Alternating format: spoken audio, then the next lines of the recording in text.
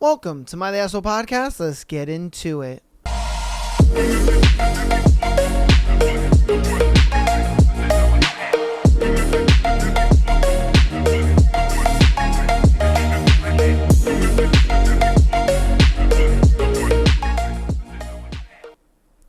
Welcome to My The Asshole Podcast. Today is Thursday. You know what we got for you on the Thursday. We got a beautiful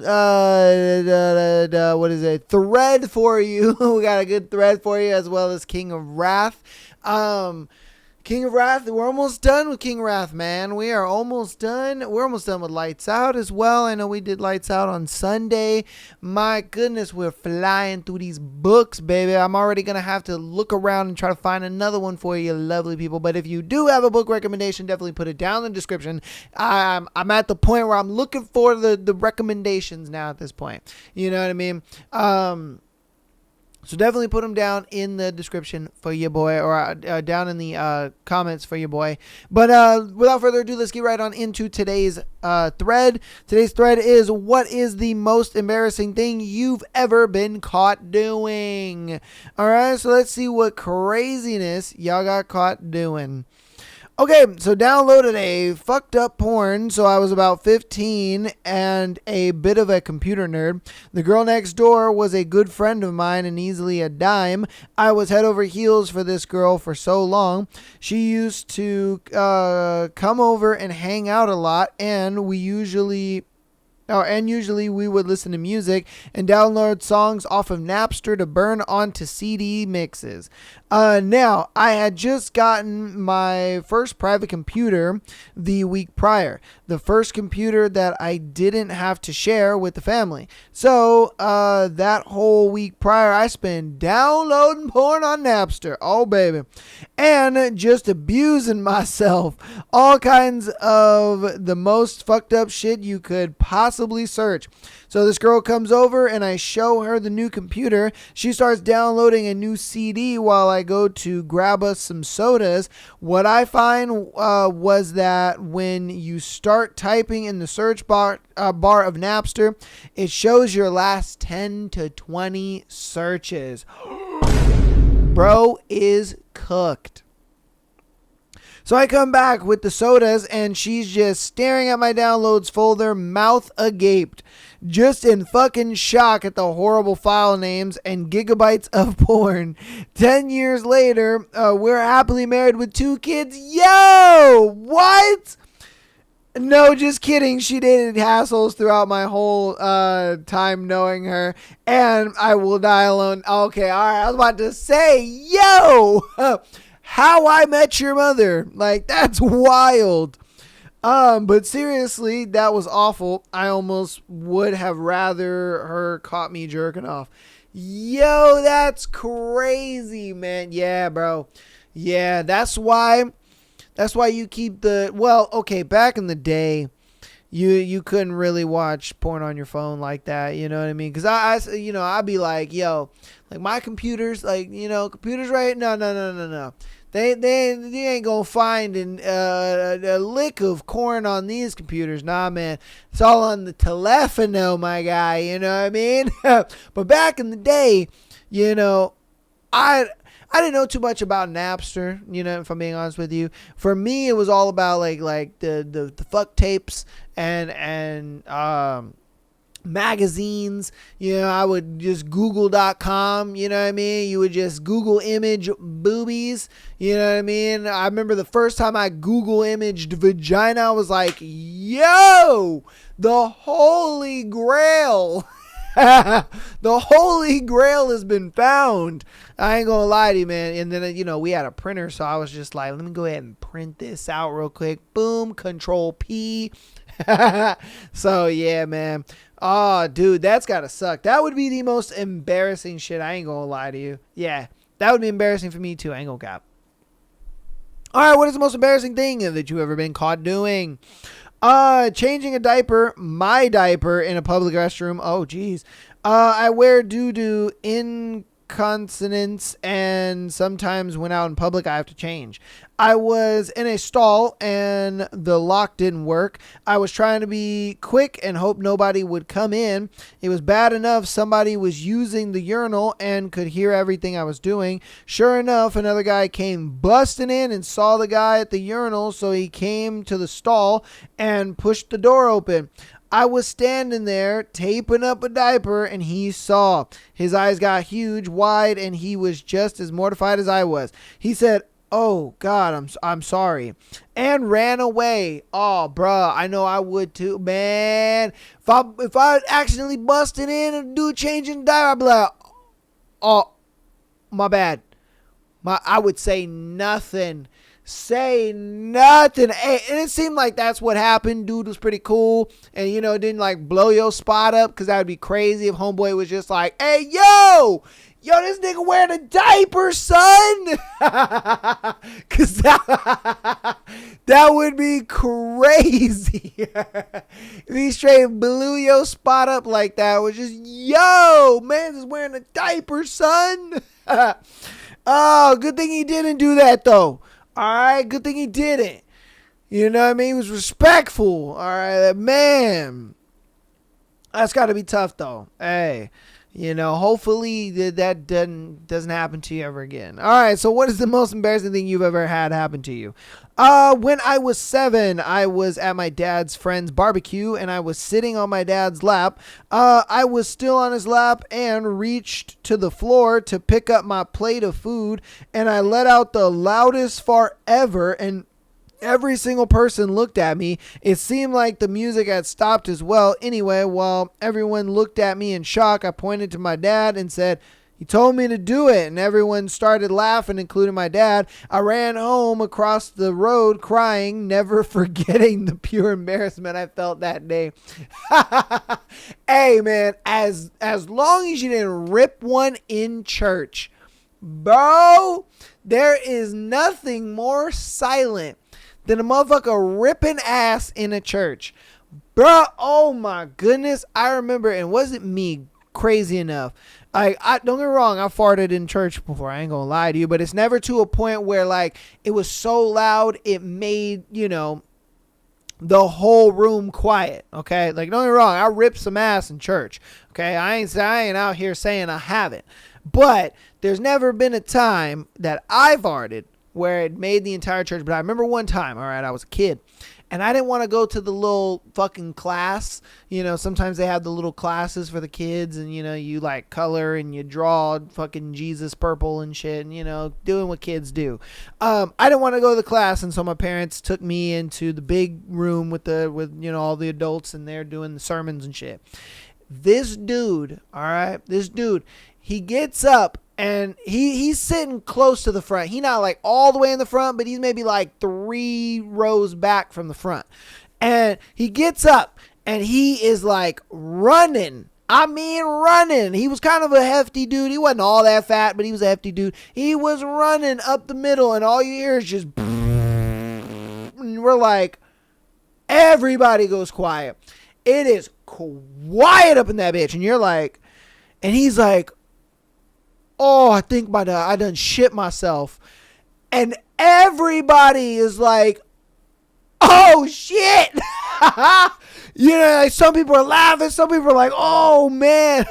Because it was like this loud fart, silence, and then all you hear is bro like, "Oh, I think I shit myself."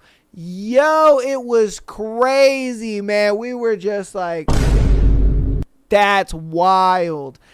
And then, he left, and we didn't see him after that. We didn't see him back at the church after that. Man's wherever he is, it's all good, bro. It's all good. Like we would have welcomed you back in open arms, my guy, Oh, man. Yeah, that was probably the craziest situation I've ever had happen at church. I was like, yo, I'm glad I didn't go to the kids' class today, because that mess was funny. Oh, man, I'm telling you. Okay, what is the most embarrassing thing you have ever done or you ever got caught doing? I zoned out listening to a friend tell a story once and actually started drooling. Yo, what the fuck? My man's brain, he just turned his brain off and was just like, bro, I have never had somebody tune out that hard.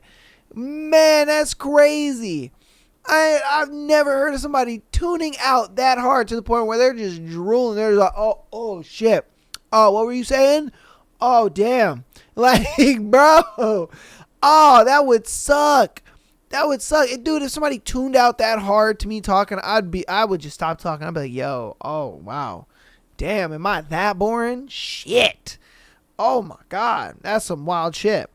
All right, what is the most embarrassing thing you've ever gotten caught doing? Taking a vicious diarrhea in the woods while I was skipping school. I was 11 at the time and my stomach was gurgling on the 2-mile walk home from school. I cut through a wooded path when the brown beast came a-calling. I was releasing the kraken when a father and his young child rounded the corner with my pants around my ankles, blowing a hole into the ground. I looked up at them. We locked eyes and I pulled my pants up. I was still shitting bricks. Yo, and hauled ass. Kept that one to myself. Yo, bro. Imagine how you're walking home and you got to doo-doo so bad. You're just like, all right, fuck it. I'm going to just, park up on this tree real quick and just let it go. Let it rip. And this dad with his son just bust the corner like, what are you doing, young man? What are you doing? I'd be like, bro, do you not see the pile of shit under me, man? I ain't gonna lie to you. I would have stared at him just finishing my dookie. I ain't gonna lie to you. I would have stared right at him just finishing my doo-doo. There ain't no way I'm pulling my pants up and then I'm just doo-dooing in my pants all the way home. Nah, boy. Nah, I'm finishing my doo-doo. I'd be like, yeah, this is happening. I am shitting in the woods. Like, bruh, nah, man. Nah, there ain't no way. There ain't no way I'm pulling my pants up with that. Nah, you gonna watch this, dookie. All right, what is the most embarrassing thing that you've ever got caught doing? I was in middle school. I borrowed my parents' laptop for homework and to watch some corn. Ooh.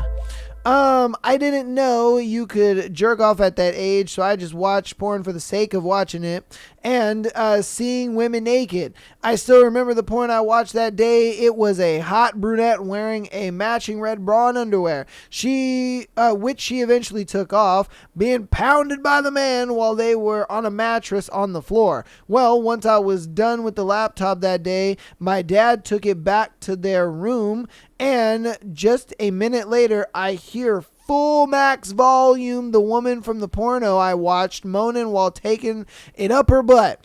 Of course, it could have been any other porn, but I was pretty damn sure my dad found out what I was doing.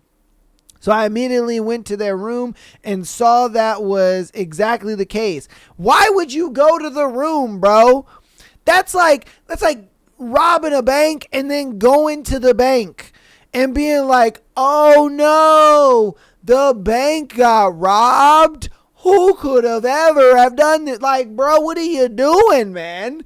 You were asking to get caught. I would have stayed in my room like, what? No, I wasn't on the computer. I don't know what you talking about. Like, come on, man. I looked at my dad and immediately started crying. I wasn't allowed to use the laptop for a while after that. And my dad kept teasing me about it for a week. We didn't talk about it anymore, though. That day taught me a valuable lesson. Always delete your browser history. Or don't go to the scene of the crime, my guy. What are you doing? I would have stayed in my room and then dad would have been like, whoa, what were you doing on my computer? I'm like, God, on the computer? I wasn't doing anything on the computer. I haven't been on the computer in a minute. I don't know what you're talking about. I don't know. You know what I mean? I was deleting the virus. Oh, that reminds me of that little kid. Like, I was deleting the virus and then I stood up and my pants fell down. Oh my god, that video is hilarious. Oh Jesus. All right. What is the most embarrassing thing you've ever gotten caught doing? I playfully diddled my girlfriend on the couch without realizing her mom was watching with disgust. Yo. Moms was watching?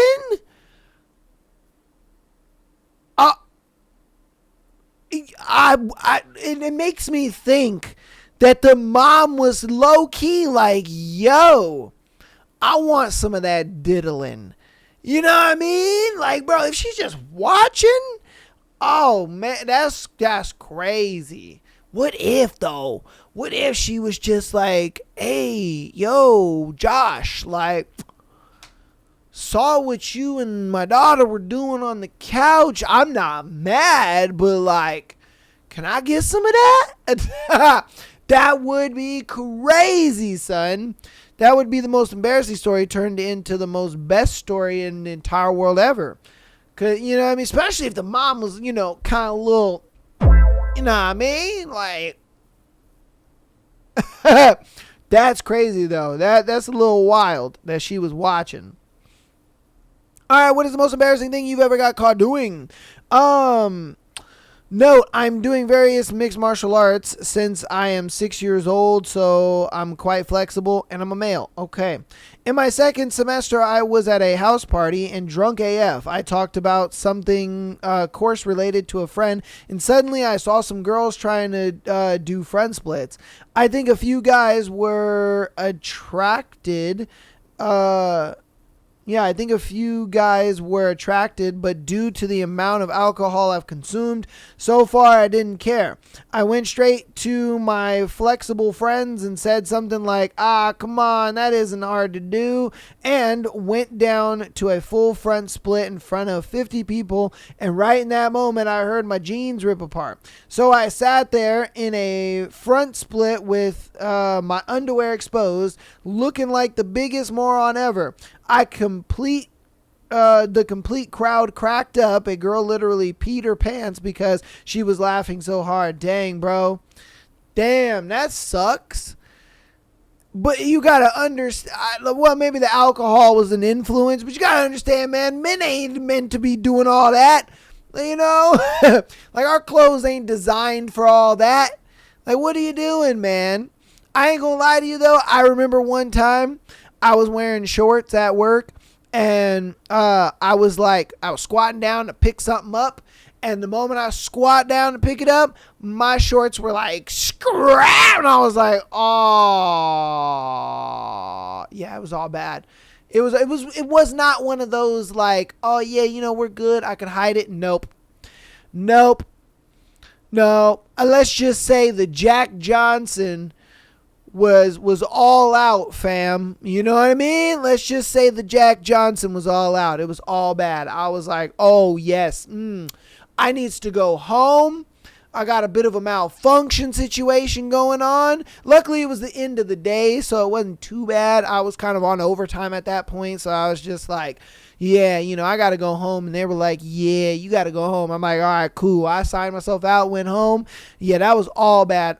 Nobody said anything, which was crazy because I was just like, I know y'all saw, you know what I mean? But it was cool, I guess. Nobody said nothing. We were chilling.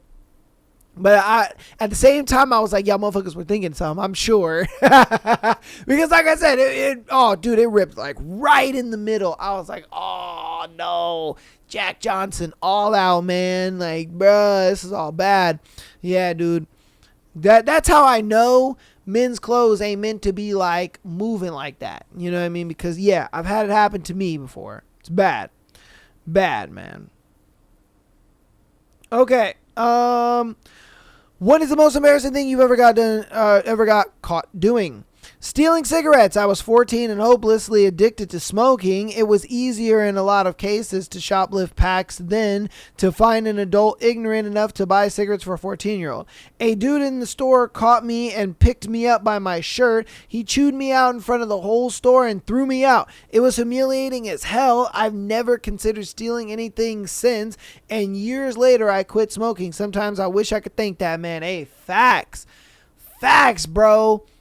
Man, he fucking saved your life, my guy. Because, dude, you could have been one of those motherfuckers with a tracheotomy over here talking like, oh, yeah, how's it going, guys? Make sure you do not smoke cigarettes, because then you'll be like me. Like, bro, that shit's trash. Yeah, man. Nah. Oh, hey, it's a good thing you got caught. I don't think that was embarrassing. I think that was needed. Man, because have you guys ever seen a person like in real life with a tracheotomy? Oh, my God, that shit looks scary. It looks scary, bro. They literally have a hole right here in their throat.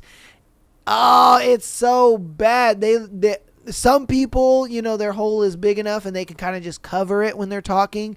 But some people have to get like an actual like special device and put it on the hole. And what the device does is they pretty much talk out of the device because they're talking out of their hole. Their voice does not come out of their mouth. And yeah, bro, that I remember I saw a lady one time, right? I don't remember where I was. I don't remember the details too much, but I just remember seeing this lady, right? And she had that shit. Freaked me the fuck out. I was just like, oh, Jesus Christ. You know what I mean? Like, bro, I was like, what the fuck is that? Like, why do you got a hole in your throat, you know? And then I remember my mom was just like, oh, yeah, you know, that's what happens when you smoke cigarettes. And that's what happens when you smoke a lot, you know, because, yeah, that shit, I don't know why a tracheotomy happens. I'm sure, you know, it burns up your shit in here and then you got to have that shit open. I don't know. But you guys can educate me in the comments. But, yeah, man. I remember first time seeing that shit, I was freaked out. I was like, oh, God, do you get freaky with that thing or like what? You know what I mean? Man, that's some crazy shit. All right, we're going to do two more and win the thread. What is the most embarrassing thing you ever got caught doing? All right. When I was in high school, my biology teacher lived in the same apartment complex as me. One evening, I was giving my boyfriend a handy on the back porch when my teacher walked past with his dog. I quickly threw a jacket on my boyfriend's lap. All he said was, "You kids look cozy." Oh, shit. As he passed, I'm still not sure how much he saw. Oh, he saw everything. He saw it all. He saw you jerking the Jack Johnson all. Man, he saw it all. He was just like, oh, yeah. Yeah, I knew you were a slut, Cindy. I fucking knew it. Fucking knew it. Yeah, girl. Yeah, you jerked that man off. You know, that's why he said something. Because if he didn't notice, he wouldn't have said anything. Let's be honest. He wouldn't have said anything. He would have just walked by and it would have been what it was. But no. No, he saw you jerking the Jack Johnson and was just like, I knew it. I knew it from the moment I saw you walk into my class, girl. I knew you was you were a handy J kind of girl. God dang it. All right. What is the most embarrassing thing that you've ever got done caught? And this will be our last one. My friend / former roommate once walked in on me pulling my pants up after just putting on a diaper.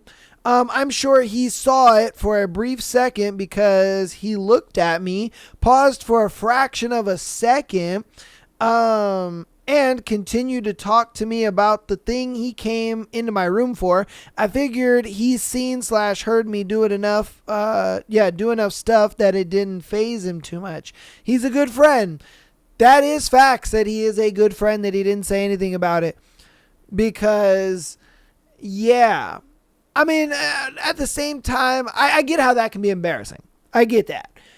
But I think at that moment, you know, he kind of knew and was like, you know, that's just Jerry. You know what I mean? He's doing his thing.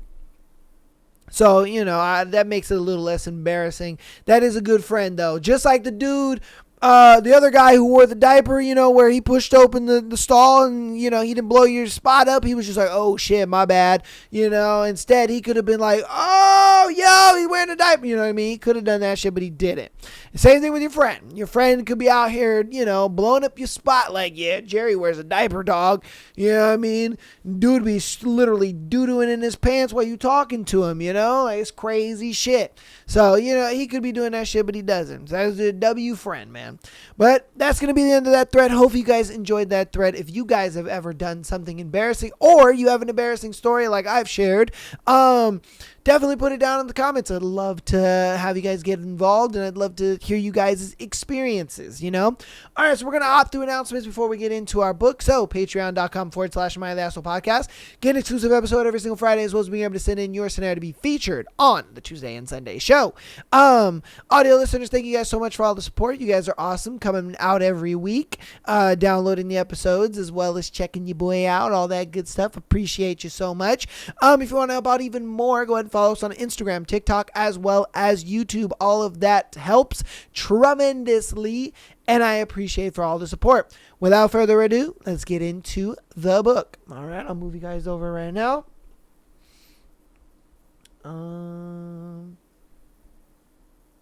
Figuring things out with Vivian will be hard, but you've always been a fighter, so fucking fight. Chapter 36. Vivian. The Wednesday after I moved out of Dante's house, I chartered a flight to Boston. According to my mom, whom I'd called under the guise of discussing wedding arrangements, my father was already back home. I'd spent the plane ride rehearsing what I would say. But as I sat across from him in his office, listening to the clock tick and the shallow cadence of my breaths, I realized no amount of rehearsal could have prepared me for confronting my father. Silence stretched between us for another minute before he leaned back and raised a bushy, gray-tipped brow. What's the emergency, Vivian? I assume you have something important you'd like to discuss if you showed up unannounced like this. He was the one who had something to apologize for, but his stern voice sent a knee-jerk spiral of shame through me. It was the same voice he'd used whenever I received anything less than a perfect test score. I tried not to let it affect me, but it was hard to overcome decades of conditioning. Yes, I do. I lifted my chin and straightened my shoulders, trying to summon the fire from 2 days ago. All I managed were a few puffs of smoke. It was much easier to rant at my father in my head than in real life. Part of the reason was how exhausted he looked. Heavy bags hung beneath his eyes while lines of worry formed deep crags and crevices across his face. News articles had started popping up about trouble at Lau Jewels. Nothing major yet, just a few whispers here and there, but they were a sign of the storm to come. The office buzzed with nervous energy, and stock values had dipped. An unreasonable pang of guilt pierced my gut. My father was responsible for this mess. I shouldn't feel guilty for calling him out on it, no matter how tired or stressed he was. Well? He said impatiently. I already pushed back a meeting for this. I'm not going to postpone it again. If you don't have anything to say now, we'll discuss it over Did you blackmail Dante into marrying me? I blurted out the question before I lost my nerve. My heart slammed against my ribcage as my father's expression hardened into an unreadable mold. The clock continued its deafening march toward the half hour. I overheard you. In Dante's office. I clutched the purse in my lap for support. I wasn't wearing tweed or neutrals today. Instead, I'd opted for a custom-tailored silk sheath and an extra coat of red lipstick for confidence. I should have put on 2 extra coats. If you overheard, then why waste my time by asking?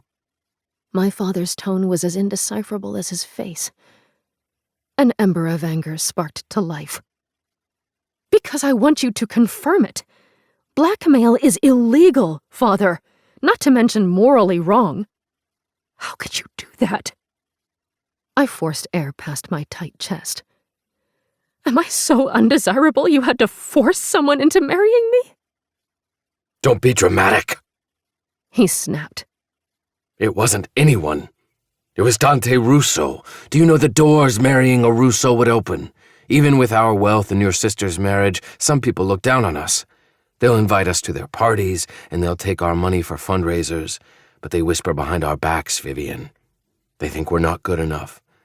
Marriage to Dante would have shut those whispers down immediately. You blackmailed someone because of a few whispers? I asked disbelievingly. My father had always been conscious of his appearance and reputation. Even before we were rich, he'd stretch our budget and insist on paying for the table during get-togethers with his friends so he didn't lose face. But I never could have guessed his need for social validation ran this deep. The opportunity arose and I took it. He said coolly. His brother was foolish and reckless. What were the chances I'd catch him with Gabrielle Romano's niece during a visit to New York? An unrepentant shrug.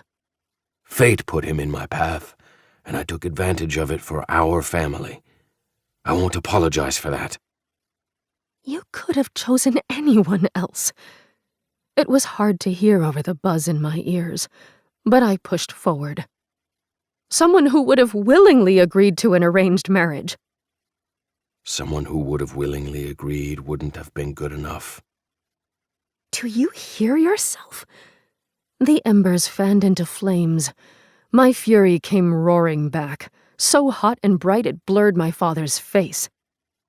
These are people's lives, not toys you can bend and manipulate. What if the photos leaked and Dante's brother got killed? What if you got killed for holding on to the evidence? How could you be so cruel, callous, morally corrupt? Short-sighted. It's not— Don't raise your voice at me! My father slammed his hands on the desk so hard the items on it rattled. I am your father! You do not speak to me this way! My heart threatened to explode from my chest. The father I knew would have never done this. The silence was so acute you could hear a moth flap its wings. My father straightened and leaned back again. His gaze bore into me. You only have the luxury of caring about morals because of me. I do what I have to do to make sure our family is protected and the best it can be. You and your sister grew up sheltered, Vivian. You have no idea what it took for me to get to where I am today because I shielded you from the ugly truth. The number of people who laughed in my face and stabbed me in the back. It would make you sick. You think the world is rose-colored when it's gray at best. Protecting our family doesn't mean destroying someone else's. We don't stoop that low, Father. It's not who we are. The briefest shadow of remorse passed through his eyes before disappearing. I'm the head of the family, he said, his tone final. We are who I say we are.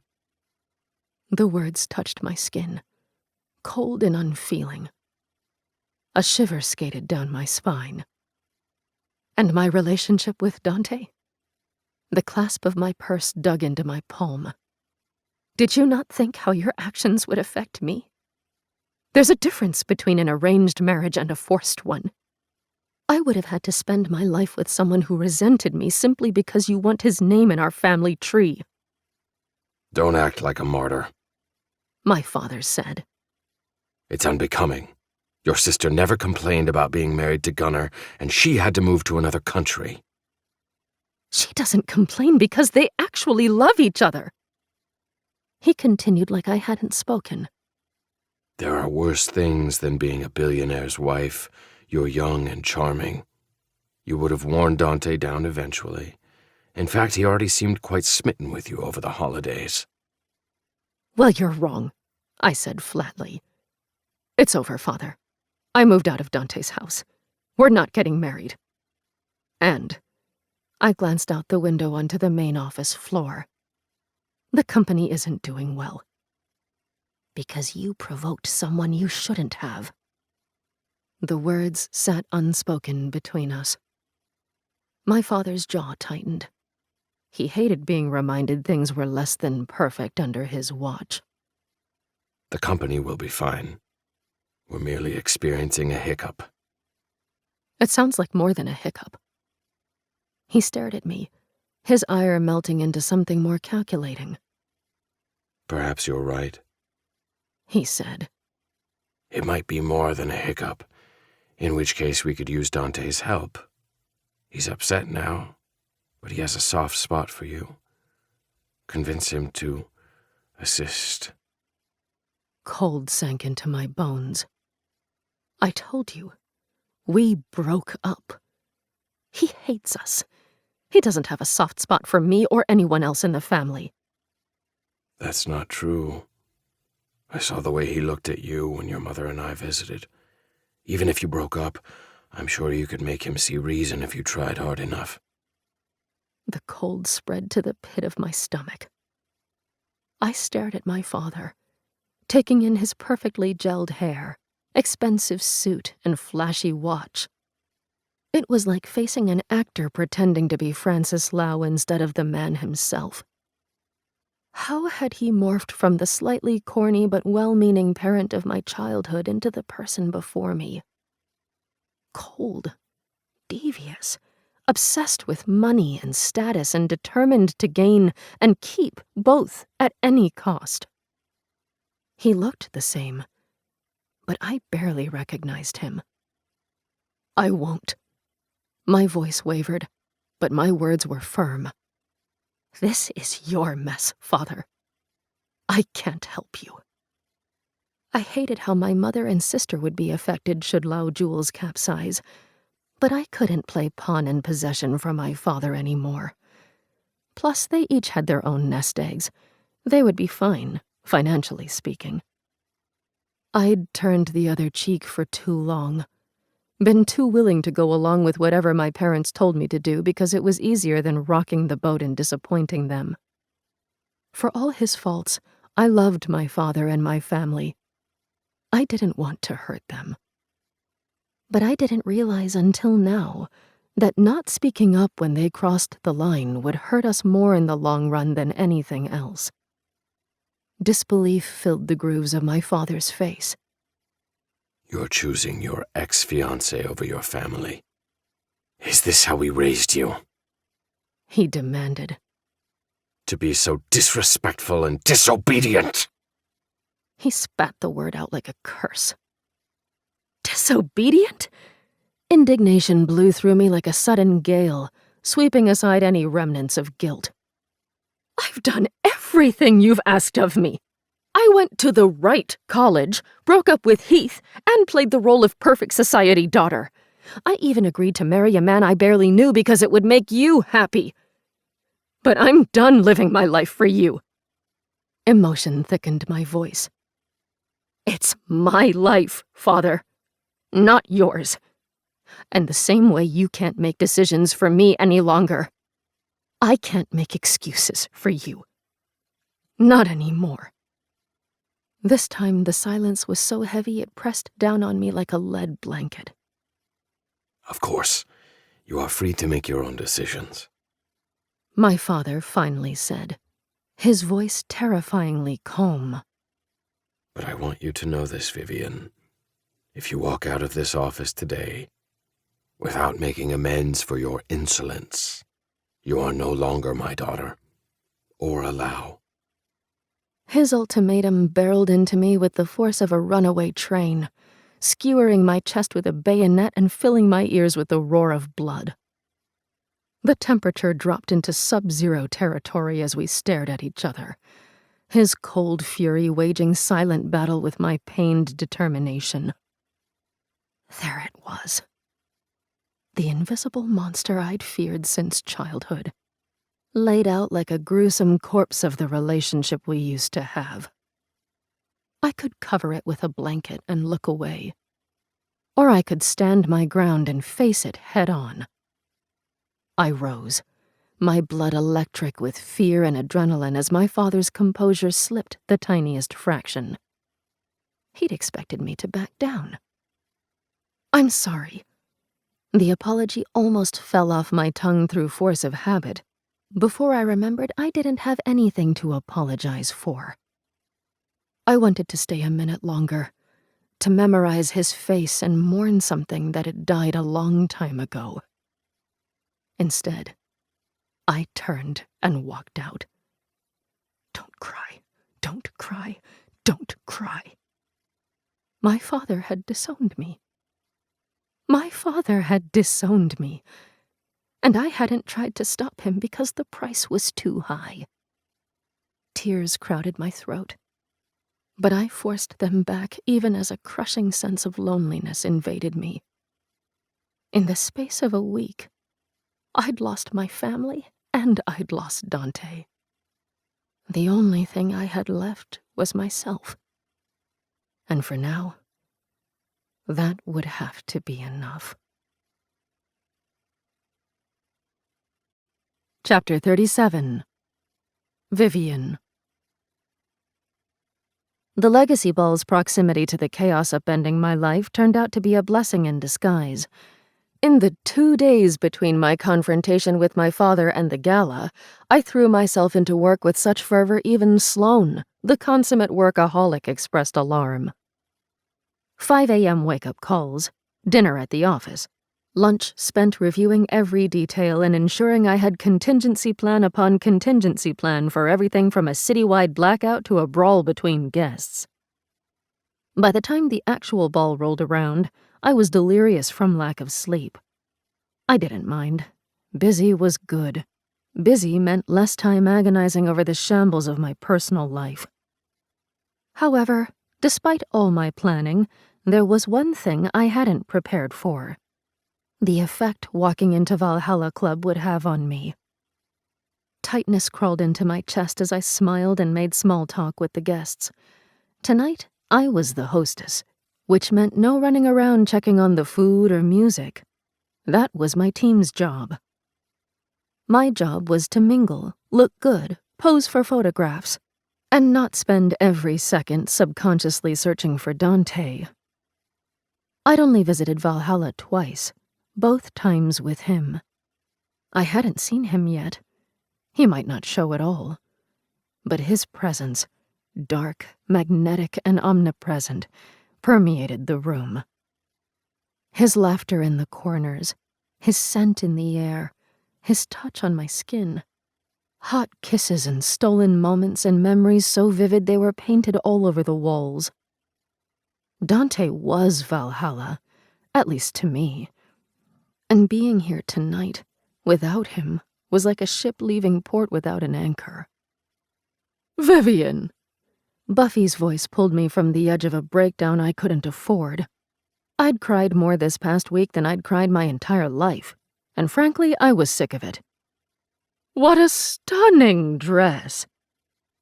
She came up beside me, elegant as always in a green brocade gown that paid tasteful homage to the ball's secret garden theme. Magnificent diamonds draped across her neck and dripped from her wrists. I blinked back a suspicious prickle and pasted on a smile. "Thank you. Your outfit is lovely as well." Buffy swept a discerning gaze over my dress. The Yves Dubois piece had turned many heads tonight, and for good reason. It cascaded to the ground in an exquisite sweep of red silk and gold-dipped feathers, so tightly packed they looked like a pile of fallen gilded leaves. Shimmering gold thread formed an intricate phoenix pattern across the silk, so subtle it was almost invisible, unless the embroidery hit the light at a certain angle. It was clothing, art, and armor all rolled into one.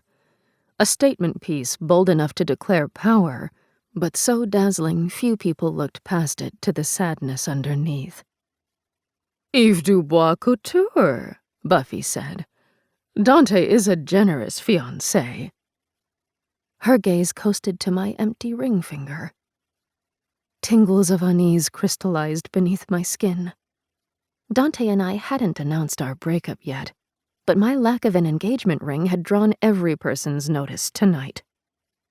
Whispers were already circulating, not only about our relationship status, but about Lau Jules' stock market free fall. The negative press coverage had exploded in the past 48 hours. Although everyone had been perfectly nice to me so far, I was still the hostess, regardless of my family troubles. Their murmurs hadn't gone unnoticed. "I bought the gown myself," I said in response to Buffy's observation. I smiled at her flicker of surprise. "I am a Lau, even if my father disowned me. I can afford my own clothes. I wasn't a billionaire, but between my trust fund, investments, and event planning income, I held my own money wise." Buffy recovered quickly. "Of course," she said. "How modern of you. Speaking of Dante, will he be joining us tonight? It's your big night. I'm surprised he isn't here already." My smile tightened. She was too refined to ask outright about the ring, but she was clearly fishing. "He had an emergency at work." I hoped she couldn't hear the thumps of my heart over the music piping through the speakers. "He'll make it if he wraps up the call in time." "I certainly hope so. It wouldn't be a proper legacy ball without a Russo in attendance, would it?" I forced a laugh alongside hers. Thankfully, Buffy soon excused herself, and I was free to breathe again. I circulated the room, more aware than ever of the guests' subtle digs and glances at my hand. I ignored them the best I could. I'd worry about the gossip mill tomorrow. Tonight was my big night, and I refused to let anyone ruin it. Dante's conspicuous absence aside, the ballroom was packed with a who's who of Manhattan high society. Dominic and Adriana Davenport held court with a group of Wall Street titans. A crop of the season's it girls flirted with floppy-haired trust fund scions near the bar. The room itself was a masterpiece. 36 trees imported from Europe ringed the space, twined with ethereal strings of light that glittered like jewels against a leafy backdrop. $70,000 worth of hanging flowers and shrubbery adorned the tables, where vintage key tags, hand-calligraphied with each guest's name, delineated their seating assignment. Everything was perfect. The 4-tier cake with textural buttercream, floral garnishes, and edible 24-karat gold leaf keyhole. The pink and white strawberry and rose towers. The mossy wooden arches and oversized Edison bulbs adorning the bar. And yet, the stares and whispers continued. I eased a deep breath into my lungs. It's fine. No one is going to make a scene in the middle of the legacy ball. I whisked a glass of champagne off a tray in an attempt to drown the self-consciousness pricking my skin. The hostess drinking by herself on her big night. That won't do. I smiled at the familiar voice before turning. I needed a break from... I gestured around the room. You know. Oh, I do. Kai said dryly, handsome as always in a bespoke tuxedo and his signature glasses. May I have this dance? He held out his hand. I took it and let him guide me to the dance floor. Dozens of pairs of eyes honed in on us like laser-guided missiles seeking their targets. Is it just me? He said. Or do you also feel like you're in a giant fishbowl? A nice, expensive one, I agreed. Amusement touched his lips before it melted into concern. How are you doing, Vivian? I assumed he was talking about my breakup with Dante. They were friends, but how much did he know about what happened?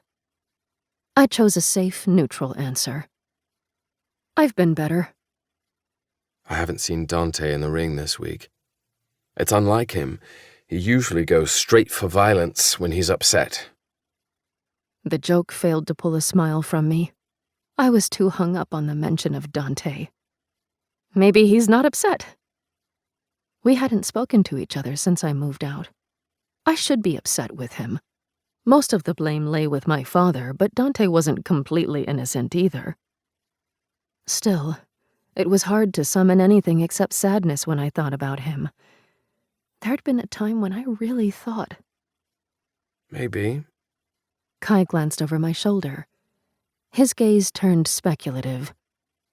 You know, I didn't want to say anything while you were engaged, but you're one of the most beautiful women I know. I blinked, startled by the sudden shift in tone and topic.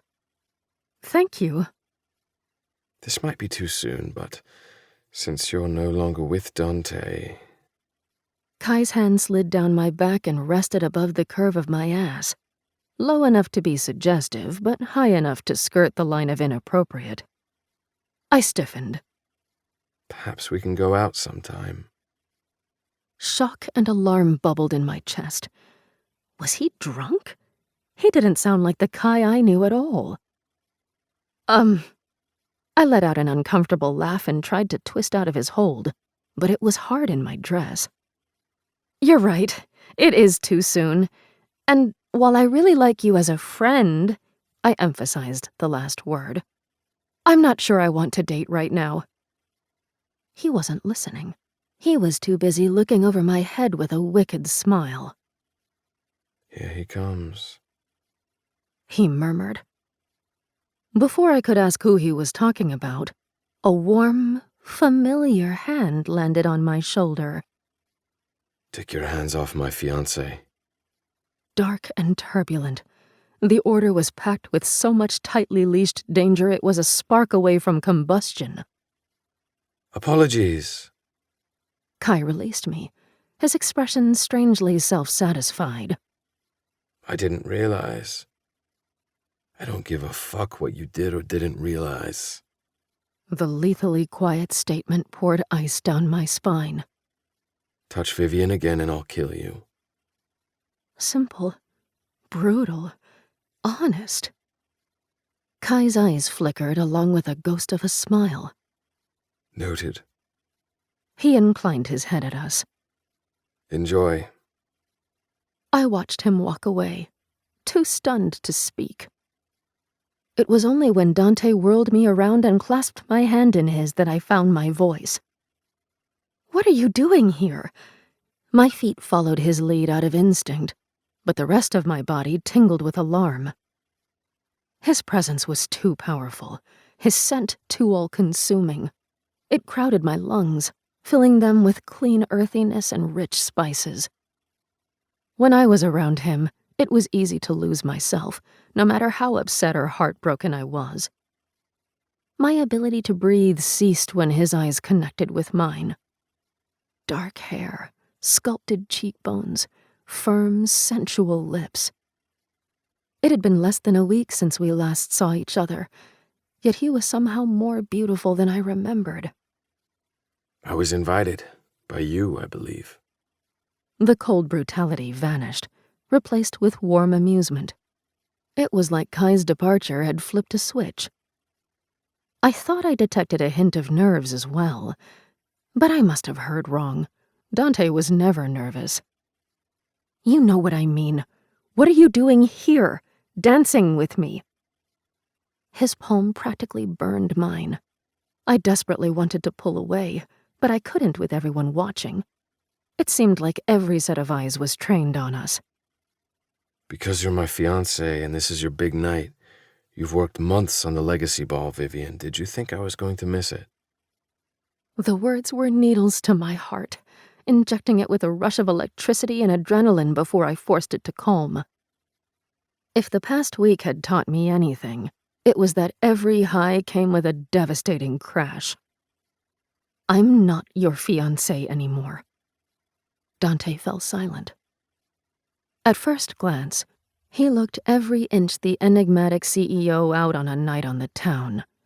His custom-made tuxedo molded to his body, emphasizing broad shoulders and sleek, powerful muscles. The soft lights threw his bold features into sharp relief, and his chin held its usual proud, arrogant tilt. But a closer look revealed the faint purple smudges beneath his eyes. Lines of tension bracketed his mouth, and his grip was tight, almost desperate when he replied. We had a fight. He said, his voice low. We didn't officially break up. Disbelief roused from its slumber, joining its cousins, shock and frustration. Yes, we did. I gave you back my ring. You took it. I moved out. Sort of. I needed to get the rest of my belongings once I had a chance to breathe. In my world, that means we broke up. And that's not even touching all the complications between you and my father. The difference between this Dante and the one who'd watched me walk away 4 days ago was so stark, I was convinced an alien imposter had hijacked his body. Yes, well, that's what I wanted to talk to you about. A swallow worked its way down his throat.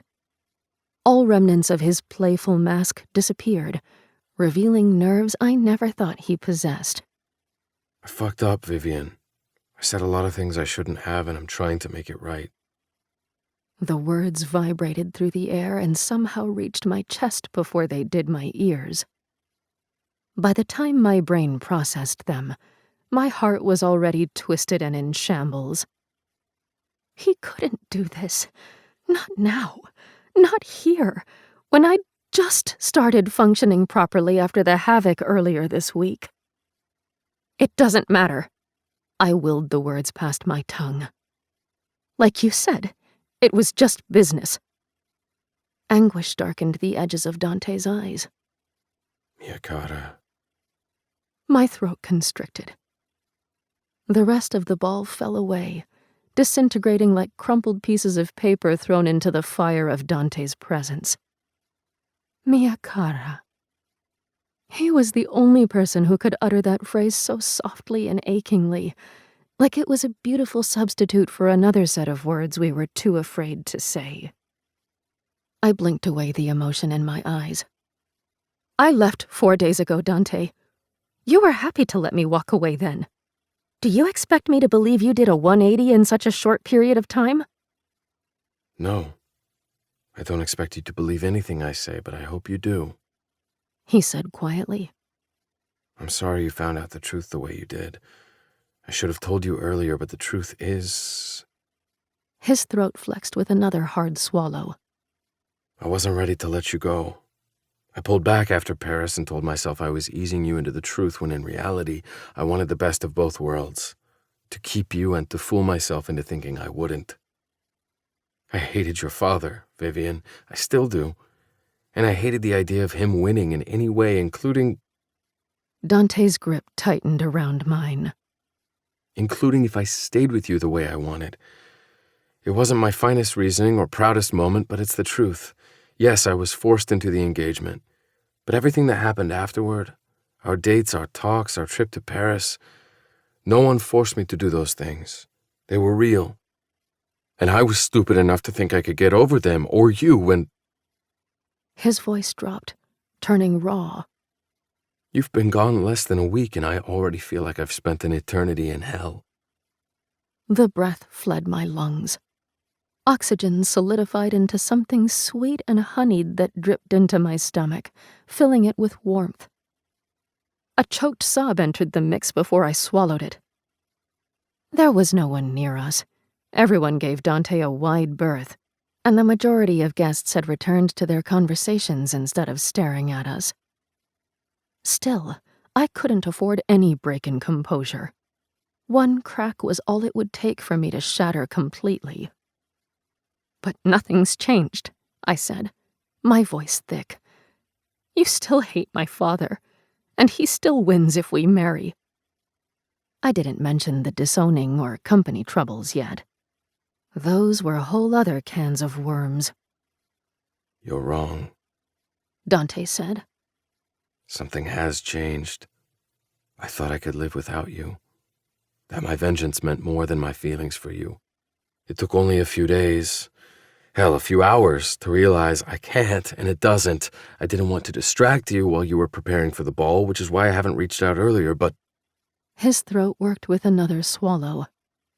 I love you, Vivian, more than I could ever hate your father, and more than I ever thought I was capable of. My heart soared. My stomach plunged into a wild free fall. The contradiction defied the laws of physics, but nothing about our relationship had ever adhered to rules. I love you, Vivian. The words echoed in my head and spilled into my chest, where they met their counterparts for the first time. I love you too, even after what you did, even if I shouldn't.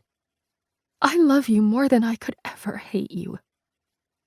The only difference was, I couldn't bring myself to voice them yet. You and me. Dante said. His eyes held mine. For real this time.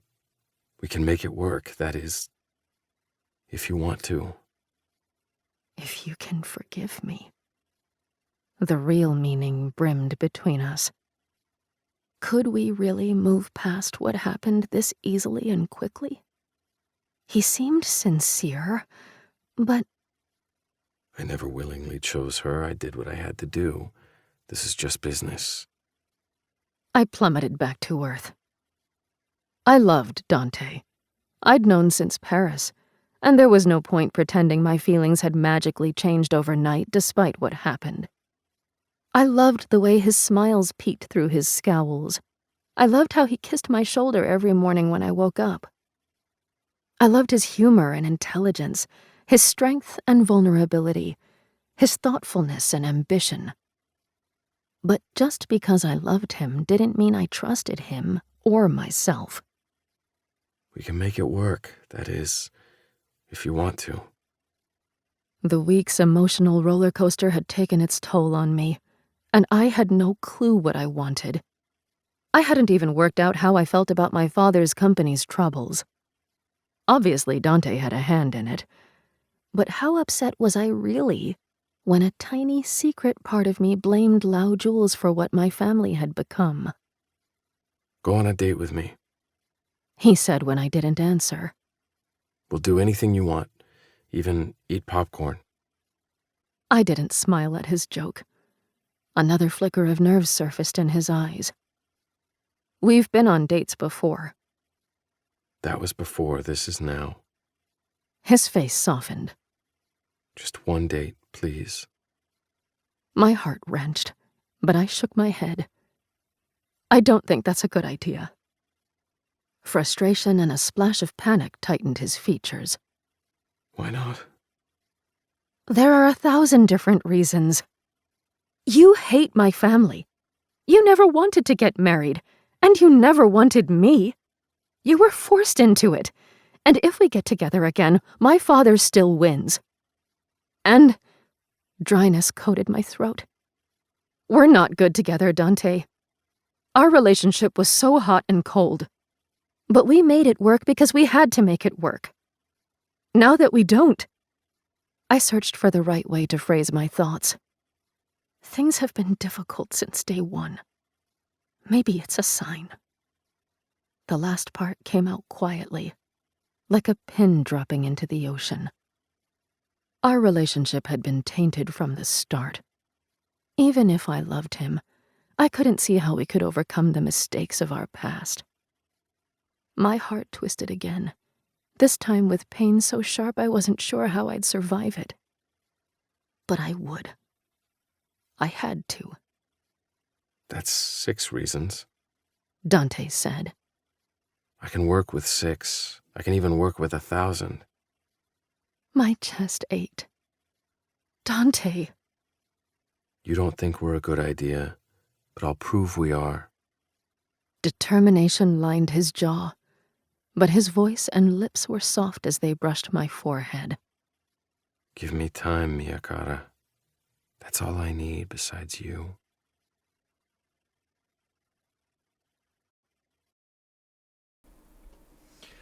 Alrighty. Well, that has been today's episode. Hope you guys enjoyed. I will see you guys either on the weekend for over streams, or actually no. I believe I'll see you guys tomorrow. I believe tomorrow is the free December Patreon Day episode. So I believe tomorrow is the free Patreon Day episode. I'll see you guys then. If not, I will see you guys over the live streams over the weekends, or I will see you on Tuesday. Love you guys all, and peace.